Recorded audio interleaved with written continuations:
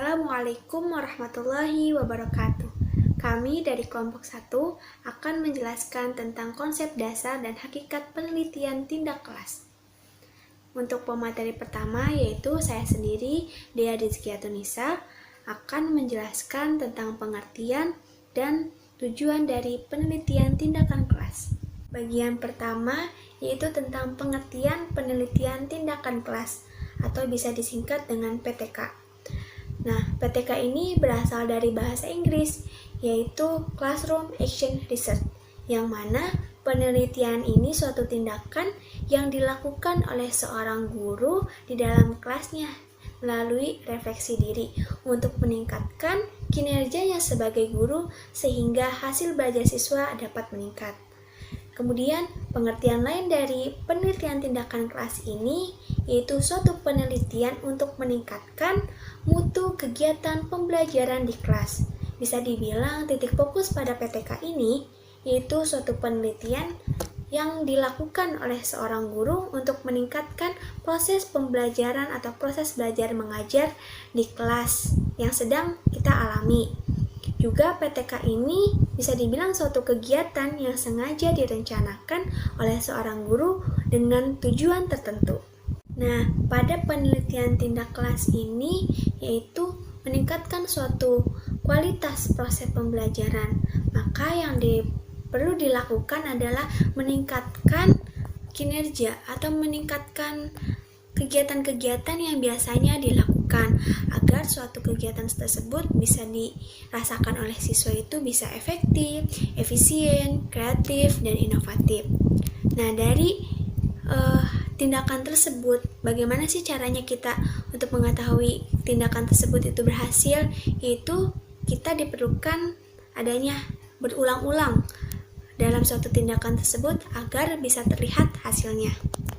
Pengertian penelitian tindak kelas menurut para ahli yaitu salah satunya menurut Saur Tampu Bolon bahwa penelitian tindak kelas ini merupakan penelitian yang reflektif yang bersiklus daur ulang atau bisa dibilang berulang-ulang yang dilakukan oleh tenaga pendidik seperti guru, dosen, dan tenaga kependidikan seperti staf TU, kemudian pengawas sekolah, dan lain sebagainya.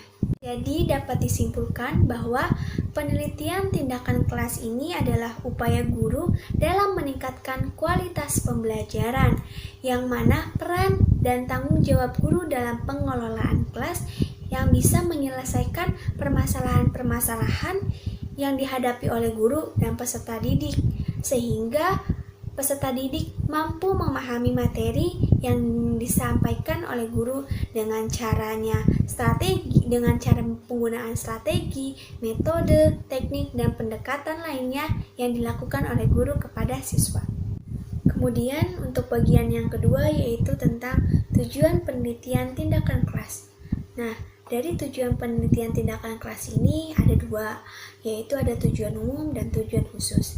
Yang mana tujuan umum dari PTK ini yaitu untuk memecahkan suatu permasalahan sekaligus untuk mencari jawabannya secara ilmiah dan dapat diselesaikan dalam suatu penelitian. Nah, dalam PTK ini sendiri juga yaitu bisa bertujuan untuk meningkatkan kinerja kerja nyata seorang guru dalam profesionalismenya. Nah, selanjutnya untuk tujuan khususnya itu sendiri yaitu untuk meningkatkan atau untuk memperbaiki suatu proses pembelajaran yang ada di dalam kelas. Untuk permasalahan yang ada di dalam kelas ini pastikan cakupannya luas karena yang berkaitan dengan kelas. Yang mana kan untuk permasalahan yang ada di dalam kelas ini pastikan cakupannya luas karena yang berkaitan dengan kelas. Yang mana kan di dalam kelas tersebut terdapat peserta didik yang sedang belajar, ada guru yang sedang memberikan pembelajaran atau materi. Nah, pastikan terdapat suatu permasalahan-permasalahan, baik itu dalam kegiatan belajar mengajarnya atau lain sebagainya. Misalnya itu seperti permasalahan murid dalam proses pembelajarannya di sekolah bagaimana, kemudian guru dalam profesionalismenya, masalah kurikulum, dan lain sebagainya. Nah, dalam permasalahan-permasalahan itu dapat kita teliti dengan tindakan-tindakan yang akan kita lakukan. Nah, jelas bahwa tujuan dari penelitian tindakan kelas ini yaitu untuk memecahkan suatu permasalahan dan meningkatkan kualitas proses belajar mengajar di dalam kelas. Mungkin cukup sekian yang dapat saya sampaikan, kurang lebihnya mohon maaf. Dilanjut ke pemateri selanjutnya. Assalamualaikum warahmatullahi wabarakatuh. Kami dari kelompok 1 yang beranggotakan Dea, Agung, dan Nurul. Di sini kami akan menjelaskan dan memaparkan terkait materi konsep dasar dan hakikat penelitian tindakan kelas. Materi yang pertama telah disampaikan oleh Saudari Dea. Kemudian selanjutnya akan disampaikan oleh saya mengenai manfaat dari penelitian tindakan kelas. Nah, dengan memperhatikan tujuan dan hasil yang dapat dicapai melalui PTK, yaitu tadi penelitian tindakan kelas, terdapat sejumlah manfaat dari PTK ini, antara lain sebagai berikut. Yang pertama, menghasilkan laporan-laporan PTK yang dapat dijadikan bahan panduan bagi para pendidik ataupun guru untuk meningkatkan kualitas pembelajaran. Kemudian selain itu, hasil-hasil dari PTK yang dilaporkan dapat dijadikan sebagai bahan artikel ilmiah ataupun makalah untuk berbagai kepentingan, antara lain disajikan dalam forum ilmiah dan dimuat di jurnal ilmiah. Nah, kemudian yang kedua, menumbuh kembangkan kebiasaan, budaya, dan ataupun tradisi meneliti dan menulis artikel ilmiah di kalangan pendidik. Hal ini ikut mendukung profesionalisme dalam berkarir sebagai pendidik. Kemudian yang ketiga, mewujudkan kerjasama, kolaborasi, dan sinergi antara pendidik dalam satu sekolah atau beberapa sekolah untuk bersama-sama memecahkan masalah dalam pembelajaran dan meningkatkan mutu pembelajaran itu sendiri. Selanjutnya yang keempat, meningkatkan kemampuan pendidik dalam upaya menjabarkan kurikulum ataupun program-program yang sesuai dengan tuntutan dan konteks lokal dalam sekolah dan juga kelas. Hal ini turut memperkuat relevansi pembelajaran bagi kebutuhan peserta didik. Yang kelima, memupuk dan meningkatkan keterlibatan, kegairahan, ketertarikan, kenyamanan dan kesenangan siswa dalam mengikuti proses pembelajaran di dalam kelas. Nah, di samping itu, hasil belajar siswa pun dapat meningkat dengan cara memupuk dan meningkatkan keterlibatan mereka di dalam strategi atau pembelajaran di dalam kelas. Nah, yang keenam, mendorong terwujudnya proses pembelajaran yang menarik, menantang, nyaman, menyenangkan, serta melibatkan siswa. Karena strategi, metode, teknik, dan ataupun media yang digunakan dalam pembelajaran demikian bervariasi dan dipilih secara bersungguh-sungguh. Nah, itu merupakan manfaat dari penelitian tindakan kelas. Selanjutnya, yaitu terkait dengan karakteristik penelitian tindakan kelas. Nah, dalam PTK ini merupakan bentuk penelitian tindakan yang diterapkan dalam aktivitas pembelajaran di kelas. Ciri khusus PTK adalah adanya tindakan nyata yang dilakukan sebagai bagian dari kegiatan penelitian. Nah, dalam rangka memecahkan masalah, tindakan tersebut dilakukan pada situasi alami serta ditujukan untuk memecahkan masalah praktis. Nah, tindakan yang diambil merupakan kegiatan yang sengaja ataupun didasari tujuan tertentu. Tindakan dalam PTK dilakukan dalam suatu siklus kegiatan yang terdapat sejumlah karakteristik yang merupakan keunikan PTK dibandingkan dengan penelitian pada umumnya. Nah, antara lain sebagai berikut karakteristik dalam PTK ini. Yang pertama, PTK merupakan yang tidak saja berupaya memecahkan masalah, tetapi sekaligus mencari dukungan ilmiah atau pemecahan masalah tersebut. Jadi dalam PTK ini tidak hanya memecahkan masalah, tapi sekaligus mencari dukungan ataupun solusi dari pemecahan masalah tersebut. Nah, dalam karakteristik yang kedua ini, PTK merupakan bagian penting bagi upaya untuk pengembangan profesi guru melalui aktivitas berpikir secara kritis dan sistematis, serta membelajarkan guru untuk menulis dan membuat catatan. Nah, kemudian yang ketiga, persoalan yang dipermasalahkan dalam PTK ini bukan dihasilkan dari kajian teoretik atau dari penelitian terdahulu, tetapi berasal dari adanya permasalahan nyata yang dan aktual yang terjadi saat ini tentunya dalam pembelajaran di kelas tersebut.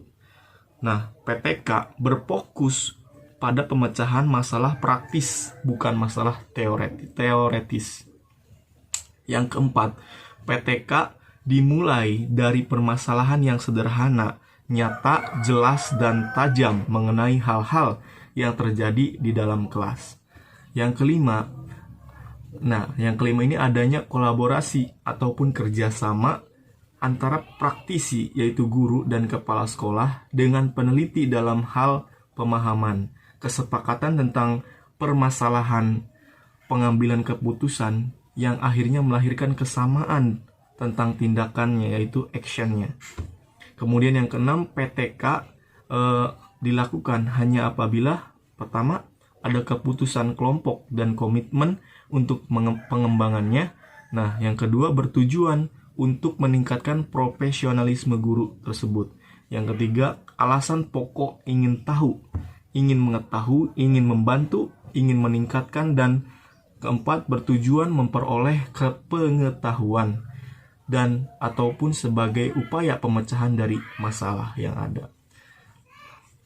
Nah, kolaborasi, kerjasama antara praktisi guru dan peneliti merupakan salah satu ciri khas PTK. Melalui kolaborasi ini, mereka bersama menggali dan mengkaji permasalahan nyata yang dihadapi oleh guru dan atau siswa sebagai peneliti yang bersifat kolaboratif.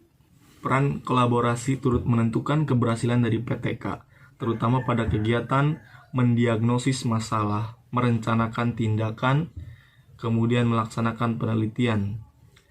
Nah, menganalisis data, menyeminarkan hasil, dan menyusun laporan hasil.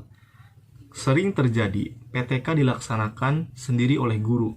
Guru melakukan PTK tanpa kerjasama bersama dengan peneliti. Nah, dalam hal ini, guru berperan sebagai peneliti sekaligus sebagai praktisi pembelajaran. Guru profesional seharusnya mampu mengajar sekaligus meneliti. Dalam keadaan seperti ini, maka guru melakukan pengamatan terhadap diri sendiri ketika sedang melakukan tindakan. Untuk itu, guru harus mampu melakukan pengamatan diri secara objektif agar kelemahan dan yang terjadi dapat terlihat dengan wajar melalui PTK. Guru sebagai peneliti dapat yang pertama mengkaji atau meneliti diri sendiri sebagai praktik pembelajarannya. Yang kedua, melakukan PTK dengan ataupun tanpa mengganggu tugasnya sebagai guru. Kemudian yang ketiga, mengkaji permasalahan yang dialaminya dan yang sangat dipahami. Dan yang keempat, melakukan kegiatan guna pengembangan profesionalismenya sebagai guru. Nah, dalam praktiknya, boleh saja guru melakukan PTK, kolaborasi dengan peneliti. Akan tetapi, perlu diperhatikan bahwa PTK yang dilakukan oleh guru tanpa kolaborasi dengan peneliti mempunyai kelemahan. Karena pada praktisi umumnya, dalam hal ini adalah guru kurang akrab dengan teknik-teknik dasar penelitian. Nah, di samping itu guru pada umumnya tidak memiliki waktu untuk melakukan penelitian sehubungan dengan padatnya kegiatan pengajaran yang dilakukan. Nah, akibatnya hasil PTK menjadi kurang memenuhi kriteria validitas metodologi ilmiah dalam konteks pengawasan sekolah. Seorang pengawas sekolah dapat berperan sebagai kolaborator bagi guru dalam melaksanakan penelitian tindakan kelas. Nah, kurang lebihnya mohon maaf. Silakan dilanjut pada Saudari Nurul untuk pemaparan materi berikutnya. Terima kasih. Assalamualaikum warahmatullahi wabarakatuh. Saya Nurul Yulianisi. Di sini saya akan melanjutkan presentasi dari Saudari Dea dan Saudara Agung. Nah, di sini saya akan menjelaskan tentang karakteristik dan prinsip PTK.